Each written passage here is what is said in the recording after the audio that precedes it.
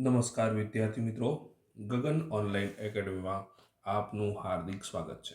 તો મિત્રો, આપણે ધોરણ 10ની લિબર્ટી પેપર સેટની સિરીઝ ચાલી રહી છે, જેની અંદર આપણે ગણિત જે છે એના બેઝિકના ટોટલ 1 થી 6 પેપરના સેક્શને સોલ્વ કરી નાખેલા છે. હવે આજે આપણે જે પ્રશ્નપત્ર નંબર જે 7 છે એનું સેક્શન એ જોઈશું. આવી રીતે ટોટલ આપણે 10 પ્રશ્નપત્ર જે છે એના સેક્શન એ પહેલાં કવર કરીશું, ત્યારબાદ સેક્શન બી. ઓકે, તો ઉતાવળ ના કરતા હું બધું તમારા માટે સોલ્યુશન લાવવાનો જ છું. તમે બધી વસ્તુને સમજવાનો સરસ રીતે પ્રયત્ન કરો. ઓકે, તમારી નોટબુકની અંદર સરસ રીતે લખજો પણ ખરી. ઓકે મિત્રો, તો આગળ વધીએ મોડું ન કરતા. અને જો તમે આ ચેનલ ઉપર નવા હો તો ચેનલને સબસ્ક્રાઈબ કરજો અને બેલ આઇકોન દાબજો, જેથી તમને જ્યારે પણ હું વિડીયો અપલોડ કરું ત્યારે તમને નોટિફિકેશન મળતી રહે. બીજી વસ્તુ મિત્રો, કે સ્ટાન્ડર્ડ કે બેઝિક હોય, બરાબર છે, આપણે બધા પ્રશ્નોપત્રોનું સોલ્યુશન કરો. કેમ કે પરીક્ષામાં એવું નહીં કે ભાઈ સ્ટાન્ડર્ડનો પ્રશ્ન બેઝિકમાં ના પૂછાય અને બેઝિકનો પ્રશ્ન સ્ટાન્ડર્ડમાં ના પૂછાય. એટલે આપણે ટોટલ જેટલા પણ પ્રશ્નપત્રો હું ચલાવવાનું છું એની અંદર ટોટલ સ્ટાન્ડર્ડના 10 અને બેઝિકના 10, ટોટલ 20 પ્રશ્નપત્ર છે. તો 20 પ્રશ્નપત્રના સેક્શન એ તમે આખા કરો, બરાબર છે. તો વિચાર કરો, 20 ગુણ્યા 24 એટલે તમને કેટલા? 24 દુ 48, 480 પ્રશ્નો તમે સેક્શન એ માટે કરી શકશો. બરાબર મિત્રો, આગળ વધીએ. તો મોડું ન કરતા શરૂ કરીએ. પહેલો પ્રશ્ન છે, જો સમીકરણ આપણને આપેલું હોય એનો ઉકેલ એક હોય તો કે શોધો. તો મિત્રો, અહીંયા ઉકેલ આપેલો છે તો પહેલી વેલ્યુ એક્સ છે અને બીજી વેલ્યુ શું કહેવાય? વાય કહેવાય. બરાબર છે. તો આપણું જે સમીકરણ છે એની અંદર આપણે 8 એક્સની જગ્યાએ શું લખ્યા? 1 લખ્યા, વત્તા 5 કેના કે લખ્યા અને વાયની જગ્યા પણ શું લખ્યા? 1 જ લખ્યા. બરાબર 18. 8 એકા શું થશે મિત્રો? 8 થશે, વત્તા 5 ગુણ્યા 1 તો 5 થશે, એટલે 5 કે થશે ટોટલ. બરાબર, અહીંયા 18 આવ્યા. 8 સામે જશે, શું થશે મિત્રો? માઇનસ થઈ જશે. તો 5 કે બરાબર 18 માઇનસ 8. તો 18માંથી 8 જશે તો કેટલા વધશે મિત્રો? 10. બરાબર છે. અને 5 છેદમાં જતા રહેશે, કેમ કે 5 અમુક વાર મિત્રો આપણી ભૂલ થતી હોય છે. આપણે 5ને સામે લઈએ માઇનસ થઈ જાય, એવું ના થાય. 5 અને કે વચ્ચે કોઈ સંબંધ આપણને નિશાની નથી દેખાતી, એટલે શેની નિશાની છે? ગુણાકારની. તો સામે ક્યાં જશે? ભાગાકારમાં. તો કે બરાબર 10 ભાગ્યા શું થાય? 5 થશે. એટલે 5 દુ 10. તો માટે કે બરાબર શું આવશે મિત્રો? જવાબ 2. તો આપણો કયો ઓપ્શન આવશે જવાબમાં? યસ, ઓપ્શન નંબર જે બી છે એ આપણા પ્રશ્નનો શું થશે? જવાબ થશે. કે જવાબ બી લખીને આપણે 2 લખ્યા. ઓકે, નેક્સ્ટ પ્રશ્ન તરફ જઈશું મિત્રો. તો મિત્રો, ત્યાર પછીનો જે બીજો પ્રશ્ન છે શું કહે છે? કે જો સમીકરણ ax² + bx + c = 0ના બીજ એકબીજાના વ્યસ્ત હોય તો. જો મિત્રો, ધ્યાન રાખજો, તમારે આ પ્રશ્નની અંદર હું તમને હિન્ટ આપી દઉં કે જ્યારે પણ સમીકરણના બીજ વ્યસ્ત હોય ને ત્યારે આપણા માટે સૂત્ર શું થશે? a = c થશે. અને વિરોધી હશે, બરાબર છે, તો b = શું થશે? 0. ઓકે, આ આપણે ચેપ્ટર નંબર 4 માટે યાદ રાખવાનું છે, દ્વિઘાત સમીકરણના. તો કયો ઓપ્શન આવશે મને એવું કહો? હવે a = c લખો કે c = a લખો, એનો મતલબ શું થાય? એક જ થાય. તો જવાબની અંદર શું આવશે? a. c = a. ખ્યાલ આવ્યો કે નહીં? આગળ વધીએ પછીના પ્રશ્ન તરફ. ત્રીજો, સમાંતર શ્રેણી માટે a15 - a8 = 14 હોય તો ડી શોધો. તો મિત્રો જુઓ, જ્યારે પણ આવો દાખલો આવે, બરાબર છે, તો આપણે શું કહીશું? આપણે એક વસ્તુ યાદ રાખીએ છીએ કે ભાઈ એનમાં પદનું સૂત્ર શું છે? a + n - 1 × d. તો nમું પદ હશે તો n - 1 થશે, એટલે 15 હશે તો અહીંયા શું આવશે? 14 આવશે. 8 હશે તો અહીંયા શું આવશે? 7 આવશે. તો આપણે લખીશું a15 - a8 બરાબર આપણા જોડે કેટલા છે? 14 છે મિત્રો. હવે અહીં તમે શું કરશો? ધ્યાન રાખજો કે આ a15ને આપણે શું કહી શકીએ? a + 14d. બરાબર છે કે નહીં? કૌંસમાં રાખીશું. માઇનસ a8ને શું કહી શકીશું?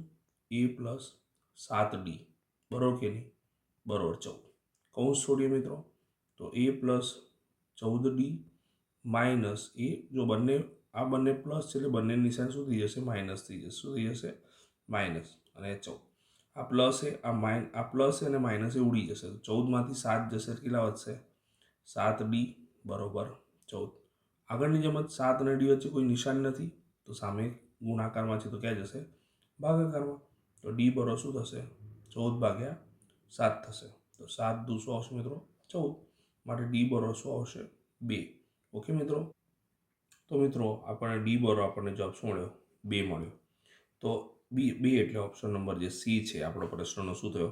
જવાબ થયો. જવાબ સી 2. ઓકે, નેક્સ્ટ પ્રશ્ન તરફ જઈશું. ત્યારબાદનો ચોથો પ્રશ્ન છે મિત્રો, જો પી જે છે આપણને આ પ્રમાણે આપેલું હોય તો ક્યુ અને આરને જોડતા રેખાખંડનું મધ્યબિંદુ હોય તો આપણે એ શોધવાનું કીધું છે મિત્રો. તો પી જે છે એનું એક્સ યામમાં એ છે, તો આપણે શું કહીશું? બંને યામ નહીં લઈએ મધ્યબિંદુ માટે, તો પીનો એક્સ યામ જ લીધો.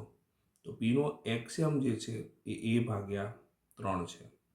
પણ આપણે મધ્યબિંદુ માટેની વાત કરીએ તો મધ્યબિંદુનું સૂત્ર શું થાય? એક્સ યામ માટે બંનેના એક્સ યામનો સરવાળો ભાગ્યા 2. તો ક્યુ અને આર જે છે એ રેખાખંડનું મધ્યબિંદુ જે છે એનો એક્સ યામ લખવો હોય તો એક્સ યામ શું થશે? x1 + x2. આને x1 ગણીએ, આને y1 કહેવાય, આને x2 કહેવાય, અને y2 કહેવાય. તો બંનેના એક્સ યામનો સરવાળો ભાગ્યા 2. તો અહીંયા x1 + x2 એટલે -6 + -2 ભાગ્યા 2 બરોબર a/3. ખ્યાલ આવ્યો એટલે સુધી? આગળ વધીએ. હવે શું કરીશું? જુઓ, હવે 6 અને 2 8 થાય, પણ કેવા? -8 થાય. કેટલા? -8 છેદમાં 2 બરોબર a/3. 2 ચોક કેટલા થાય મિત્રો? 8 થશે એટલે 4 આવી ગયા. -4 છે, ઉપર 3 જતા રહેશે ભાગાકારમાંથી ગુણાકારમાં, તો -4 × 3 બરોબર, તો એ જ આવશે. 4 તરી 12, પણ કેવા? -12. તો એ બરોબર આપણે શું લખીએ મિત્રો? -12. તો આપણો જવાબ આપણને -12 મળ્યો. તો ઓપ્શન નંબર જે બી છે આપણા પ્રશ્નનો શું થશે? જવાબ થશે. એટલે જવાબ બી -12. ખ્યાલ આવે મિત્રો? નેક્સ્ટ પ્રશ્ન તરફ જઈશું. સરસ મજાનો દાખલો જોયો આપણે, ચોથો. હવે પાંચમું જોઈશું. તો જ્યારે થીટા ખાલી જગ્યા હોય ત્યારે મિત્રો sin2θ બરાબર 2sin θ સત્ય હોય. તો મિત્રો જનરલી જો વિચાર કરીએ તો થીટાની કિંમત હું 60 મૂકું તો એ 120 થઈ જાય. એટલે 120 માટે તો આપણા જોડે કિંમત જ નથી, એટલે ઓપ્શન એ તો આવશે જ નહીં. હવે 0 મૂકીને કરીએ, બરાબર છે. આપણે આવો પ્રશ્ન પૂછાય ને તો આપણે કિંમતો મૂકવી પડે બધી. તો 0 મૂકીને કરીએ તો sin 2 × 0 એટલે શું થશે? sin 0 થશે. sin 0 ની કિંમત શું થાય? 0 જ થાય મિત્રો. પછી 2 sin 0 એટલે આપણે ડાબી બાજુ લીધી, પછી જમણી બાજુ લીધી, બરાબર છે. 2 × sin 0 ની વેલ્યુ તો શું થાય? 0. તો 2 × 0 0. શું બંને જવાબ સરખા મળ્યા? યસ, બંને જવાબ સરખા મળ્યા. એટલે ઓપ્શન નંબર જે બી છે એ આપણો જવાબ થશે. તો પછી આગળ બીજા ઓપ્શન જોવાની જરૂર છે નહીં. હા, કદાચ આગળ બંને સત્ય કે બંનેમાંથી કોઈ પણ એવું લખ્યું હોત ને તો આપણે ત્રણેયમાંથી કોઈ પણની તો આપણે શોધવું પડે. પણ અહીંયા તો બીજી કઈ સંખ્યાઓ છે, બધી સંખ્યાઓ જ છે, ખૂણાઓના માપ જ આપેલા છે. તો ચારમાંથી કોઈ પણ એક જ શક્ય હોઈ શકે. તો આપણો જવાબ શું આવશે? Option number B. બરાબર મિત્રો? તો જવાબ બી 0 ડિગ્રી. નેક્સ્ટ પ્રશ્ન તરફ જઈશું. તો મિત્રો છઠ્ઠો પ્રશ્ન જે છે એની વાત કરીએ તો અહીંયા આપણને મધ્યવર્તી સ્થિતિમાન જે છે એના 3 માપો વચ્ચેનો સંબંધ આ પ્રમાણે આપેલો છે. તો 3m = z + 2x બાર છે. તો 2x બાર સામે શું થઈ જશે? 3m - 2x બાર. એટલે ફક્ત એને આગળ પાછળ કર્યું, બાકી ઝેડનું સૂત્ર આવી ગયું મિત્રો. હવે આપણે આની કિંમત શોધવાની છે. તો આપણે લખ્યું z - m - x બાર, બરાબર છે. ઝેડની જગ્યાએ લખી શકાય, ભાઈ ઝેડ છે એટલે 3m - 2x બાર લખી શકાય. તો ઝેડની જગ્યાએ મેં લખ્યું 3m - 2x બાર, કે ભાઈ આ ઝેડ છે. અને ઝેડની જગ્યાએ મેં લખ્યા 3m - 2x બાર, બરાબર છે. માઇનસ m લખ્યા, છેદમાં m - x બાર તો છે જ. હવે મિત્રો જો 3m અને m સજાતીય પદો કહેવાય. તો 3m માંથી m એક ધન છે, પોઝિટિવ છે, પ્લસ છે, અને એક માઇનસ છે. એ કોઈ નિશાન નથી, પ્લસ જ કહેવાય, બરાબર છે. ઓકે, તો 3m માંથી m જશે એટલે 2m - 2x બાર, છેદમાં m - x બાર તો છે જ મિત્રો. હવે ઉપરથી 2 કોમન નીકળે એટલે m - x બાર આવે, અને છેદમાં m - x બાર તો હતા જ, બરાબર મિત્રો. તો આ બંને ઉડી જાય ઉપર નીચેથી, તો રહ્યું શું? 2. તો જવાબની અંદર શું આવશે? ઓપ્શન નંબર ડી જે છે એ આપણો શું થશે મિત્રો? જવાબ થશે. તો ડીમાં આવશે 2. નેક્સ્ટ પ્રશ્ન તરફ જઈશું. નીચે આપેલા વિધાનો સાચા બને તેમ કૌંસમાં આપેલ જવાબમાંથી યોગ્ય જવાબ પસંદ કરવાનો છે. તો જો મિત્રો 15 એટલે શું થશે? 5 તરી 15. 18 એટલે શું થશે? તો આપણે જુઓ 2 9 18 થશે અને 9ના અવયવ શું પડશે? 3 તરી 9 એટલે 3નો વર્ગ લખ્યો. 24 એટલે 8 તરી 24, બરાબર મિત્રો? જો મેં કેમ અવયવ પાડ્યા? તો સરખી સંખ્યા પ્રમાણેના અવયવ પાડ્યા છે, બરાબર છે? હવે તમે આને 6 ચોક 24 પણ લખી શકો, 12 દુ 24 પણ લખી શકો, પણ 8 તરી 24થી શું થાય? 8 એટલે 2નો ઘન થઈ ગયો અને 3ના 3 થયા, બરાબર છે? હવે આપણે શોધવો છે લસા. લસા એટલે આપણે શું કરીએ છીએ મિત્રો? બધી પ્રકારની સંખ્યા લઈ લેવાની. તો 2 છે, 3 છે અને 5 છે. હવે મોટી ઘાત જોવાની બધાની. તો 2ની મોટી ઘાત કેટલી છે? 3. 3ની મોટી ઘાત કઈ છે? 2 અને 5ની તો એક જ છે. તો 2ની 3 ઘાત એટલે 8 થયા, 3ની 2 ઘાત એટલે 9 થયા અને ગુણ્યા 5 કર્યા. આપણે અહીં થોડું સરળતા માટે 8 અને 5નો ગુણાકાર પહેલાં કરી નાખીએ. તો 8 પંચા કેટલા થાય?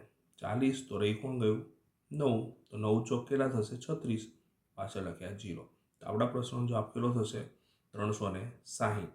તો એ લખીશું 360. ખ્યાલ આવે મિત્રો? બરાબર છે. નેક્સ્ટ પ્રશ્નમાં જઈએ.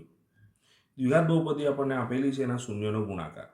તો જો મિત્રો અહીંયા ax² + bx + c આપણી બહુપદીનું વ્યાપક સ્વરૂપ છે. તો a બરોબર શું થાય? 1 થાય, b બરોબર -3 થાય અને c બરોબર 2 થાય. હવે આપણે શૂન્યનો ગુણાકાર શોધવો છે. શું શોધવો છે? શૂન્યનો ગુણાકાર. તો શૂન્યનો ગુણાકાર જે છે એ શોધવાનું સૂત્ર આપણા જોડે શું છે? આલ્ફા × બીટા બરોબર c/a. તો આપણી જોડે c કેટલા છે? 2 અને a કેટલા છે? 1. તો 2/1 તો શું કહે મિત્રો? 2 જ કહે. તો આપણા જવાબમાં શું આવશે? 2. ખ્યાલ આવ્યો કે નહીં? તો આવી રીતે આપણે ગણતરી કરીને કરવાનો પ્રયત્ન કરીશું. નેક્સ્ટ પ્રશ્ન તરફ જઈશું. ત્યારબાદ 9મો પ્રશ્ન છે, વેરી મોસ્ટ આઈએમપી પ્રશ્ન, ધ્યાન રાખજો. તો મેથેમેટિક્સ શબ્દમાંથી યાદચ્છિક રીતે એક અક્ષર પસંદ કરતા તે અક્ષર સ્વર હોવાની સંભાવના શોધો. તો જો મેથેમેટિક્સમાં METHEMATICS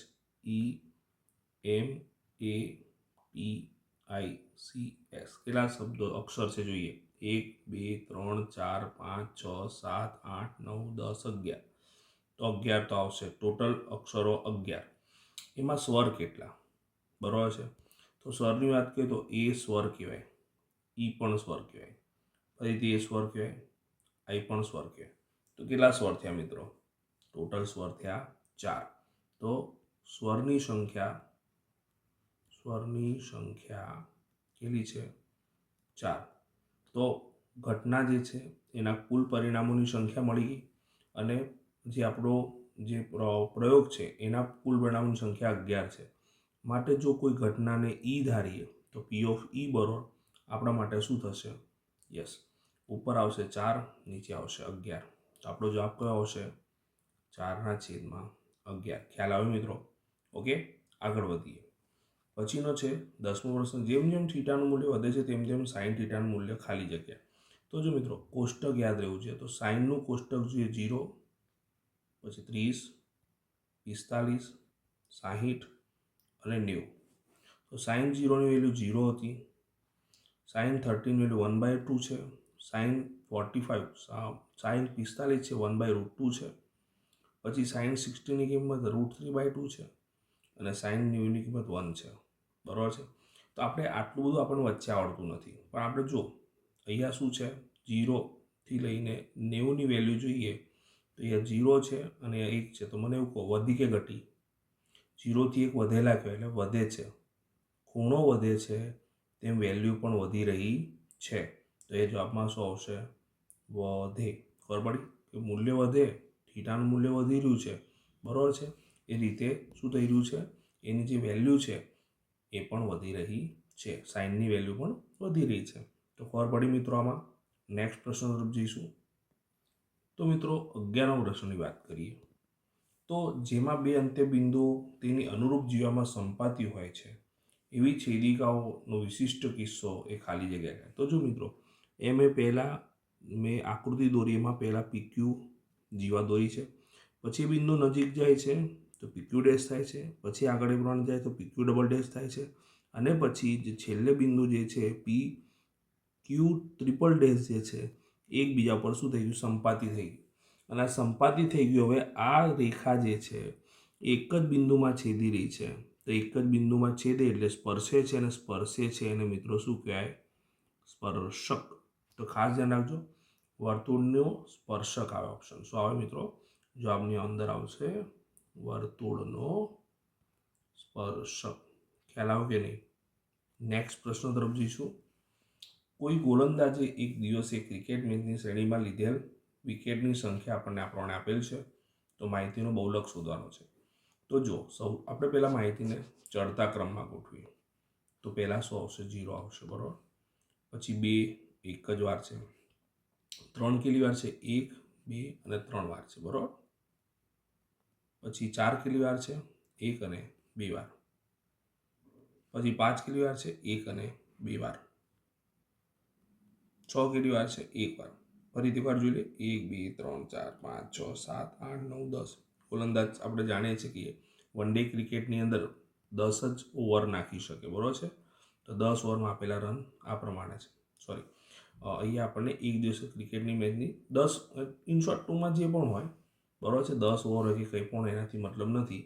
પણ મહત્ત્વની વસ્તુ એ છે કે એ આ પ્રમાણે આપણને ક્રિકેટ મેચમાં લીધેલ જે શ્રેણીમાં વિકેટો આ પ્રમાણે લીધેલી છે. તો આનામાં સૌથી વધુ વખત રિપીટ શું થાય છે? 3. તો 3 રિપીટ થાય છે મિત્રો. તો 3 રિપીટ થાય છે. તો આપણા જવાબની અંદર શું આવશે? બહુલક 3 છે. બહુલક શું છે? 3 છે. ઓકે મિત્રો, નેક્સ્ટ પ્રશ્ન તરફ જઈશું. તો મિત્રો નીચે આપેલા વિધાનો ખરા છે કે ખોટા તે જણાવો. તો 43 અને 29નો ગુસા 1 છે. તો મિત્રો જો 43 અને 29 બંને અવિભાજ્ય સંખ્યા છે, અને અવિભાજ્ય સંખ્યાનો ગુસા હંમેશા 1 જ હોય. તો વિધાન શું છે? સાચું છે, બરાબર છે. પછી જે દ્વિઘાત બહુપદીનો ઓછામાં ઓછા 2 શૂન્યો હોય છે. તો દ્વિઘાત બહુપદીનું સ્વરૂપ આપણે જાણીએ છીએ મિત્રો, ax² + bx + c છે, બરાબર છે. અને આની મોટામાં મોટી ઘાત જે છે એ શું છે? 2 છે. શું છે? 2 છે. તો મિત્રો 2 શૂન્ય હોઈ શકે, તો 2 હોઈ શકે, 1 હોઈ શકે, 0 હોઈ શકે. એટલે 2થી ઓછા હોઈ શકે, 2થી વધુ ના હોઈ શકે. તો એ તો ઓછામાં ઓછો શબ્દ આપ્યો છે. ઓછામાં ઓછોનો મતલબ શું થાય? જે હોય એના કરતાં અલગ હોય. ઓછામાં ઓછા 2 એટલે 2 તો હોય જ. 2થી વધારે પણ હોઈ શકે, 2થી ઓછા નહીં. તો આપણે તો આમાં તો 2 જ હોય. 2થી ઓછા હોઈ શકે, 2થી વધુ નહીં. તો એ ઓછામાં ઓછો શબ્દ છે, એટલે વિધાન શું છે મિત્રો? ખોટું છે. એ શબ્દ શું હોવું જોઈએ? વધુમાં વધુ. જો વધુમાં વધુ 2 હોત તો આનો મતલબ શું થાય? 2 કે તેથી ઓછા હોય, પણ 2થી વધુ હોઈ શકે નહીં, બરાબર છે. ઓછામાં ઓછાનો મતલબ શું થાય? મિનિમમ, બરાબર છે. મિનિમમ એટલે 2 તો હોય જ, 2થી વધુ હોઈ શકે, બરાબર છે. 2થી ઓછા હોઈ શકે નહીં. અને વધુમાં વધુ મતલબ શું થાય? મેક્સિમમ. મેક્સિમમનો મતલબ શું થાય? કે તમારા જોડે 2 તો હોય જ, પણ 2થી ઓછા હોઈ શકે, બરાબર છે મિત્રો. રાઈટ. તો ખાસ ધ્યાન રાખજો, અહીંયા વધુમાં વધુ હોત તો વિધાન સાચું હોત, પણ એ ઓછામાં ઓછું છે, વિધાન શું થઈ ગયું? ખોટું થઈ ગયું, બરાબર છે મિત્રો. જો સમીકરણ યુગમાં આપણને આ 2 આપેલા હોય તો અનંત ઉકેલ મળતો હોત આ 2 સમીકરણ માટે, તો m = 3 મળે. તો પહેલાં મિત્રો જુઓ, આપણા જોડે આ જે છે એને આપણે a1/a2 બરાબર, આપણે જો y પ્રમાણે b1/b2 લઈ લઈએ, બરાબર છે. આપણે જાણીએ છીએ કે 3 3 સરખા હોય, પણ આપણે પહેલા 2નો જ ગુણોત્તર લીધો. તો a1/a2 લીધું, તો m લખ્યા, છેદમાં શું આવશે? 9 આવશે. b1 તરીકે શું છે? એ b2. b1 તરીકે શું છે? -1. અને b2 તરીકે પણ આપણા જોડે શું છે? -3. ફરીથી એકવાર બોલું છું, a1 m, a2 9 છે, b1 -1 અને b2 -3 છે. તમે c1 c2 પણ સરખાઈ શકતા, પણ પહેલાં 2 સરખાઈએ તો આપણને જવાબ એમનો મળી જવાનો છે. માઇનસ માઇનસ તો પ્લસ થઈ જાય, 9 ઉપર જતા રહેશે મિત્રો. તો m = 9/3. તો 3 તરી 9, એમની કિંમત 3 મળી મિત્રો. આ ગણતરી કરેલી છે, બરાબર છે. આ ગણતરી તમે રફ કામમાં કરજો, બરાબર છે, પરીક્ષામાં. તો અહીંયા શું જવાબ આવે? 3. અને અહીંયા 3 છે, માટે વિધાન શું છે? તદ્દન સાચું, એટલે કે ખરું છે. તમે આવી નિશાની કરીને પણ ખરું લખી શકો છો, બરાબર છે. એવું કંઈ જરૂર નથી કે મેં ગુજરાતીમાં લખ્યું તેવી રીતે જ લખવાનું, બરાબર? આવી રીતે પણ લખી શકો છો. જો કોઈ ઘટના એની સંભાવના પી ઓફ એ હોય તો પી ઓફ એ બાર જે છે લેસ દેન પી ઓફ એ હોય, એટલે કે પૂરક ઘટનાની સંભાવના પૂરક જે ઘટના છે એના કરતાં વધારે છે. જો મિત્રો આવું કદી શક્ય નથી, બરાબર છે, કે તમે કન્ફર્મ કહી શકો કે બંને પૂરક ઘટનાની સંભાવના હંમેશા ઘટનાની સંભાવના કરતાં ઓછી છે. ઘણીવાર ઘણા કેસની અંદર પી ઓફ એ અને પી ઓફ એ બાર સરખા પણ થાય છે. જેમ કે એક સિક્કો ઉછાળવામાં આવે, બરાબર છે, તો તેના ઉપર કાંટો મળે તેની સંભાવના 1/2 છે, તો છાપ મળે એની સંભાવના 1/2 છે. ઘણા કેસમાં એવું પણ થાય કે પી ઓફ એ બાર જે છે એ મોટા પણ થઈ જાય પી ઓફ એ કરતાં. પડી ગયેલી છે ખબર? માટે વિધાન શું છે? ખોટું છે. કેવું છે? ખોટું છે. ખ્યાલ આવે કે નહીં? નેક્સ્ટ પ્રશ્ન તરફ જઈશું. ત્યાર પછીનો મિત્રો 17મો પ્રશ્ન છે. જો મિત્રો તમે હજુ પણ ચેનલ પર નવા હોય તો ચેનલને ખાસ સબસ્ક્રાઈબ કરજો, બરાબર છે, અને બેલ આઇકન દાબજો જેથી તમને સતત નોટિફિકેશન મળતી રહે. હું બેક ટુ બેક વિડીયો બનાવી રહ્યો છું મિત્રો, અને તમે સરસ રીતે તૈયારી કરો. હું તમારી માટે અહીંયા સરળ રીતે સમજ પડે એ રીતે આખું સંપૂર્ણ લિબર્ટીનું સોલ્યુશન, એટલે કે ગણિત અને સ્ટાન્ડર્ડ અને જે બેઝિક મેથ્સ છે એનું સોલ્યુશન લાવવાનું છું. ઓકે, તો આગળ વધીએ.